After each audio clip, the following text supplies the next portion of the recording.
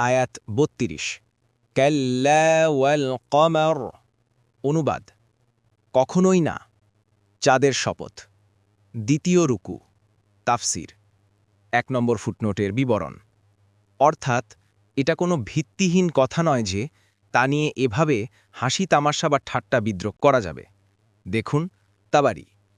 আয়াত ৩৩ ওয়াল্লাইলি ইয আদবার। অনুবাদ শপথ রাতের, যখন তার অবসান ঘটে। আয়াত ৩৪ ওয়াসসুবহি ইযা আসফার। অনুবাদ শপথ প্রভাতকালের, যখন তা আলোকোজ্জ্বল হয়। আয়াত ৩৫ ইন্নাহা লাইহদাল কুবার। অনুবাদ নিশ্চয় জাহান্নাম ভয়াবহ বিপদসমূহের অন্যতম। আয়াত ৩৬ নাযীরাল লিল বাশার। অনুবাদ মানুষের জন্য সতর্ককারী স্বরূপ।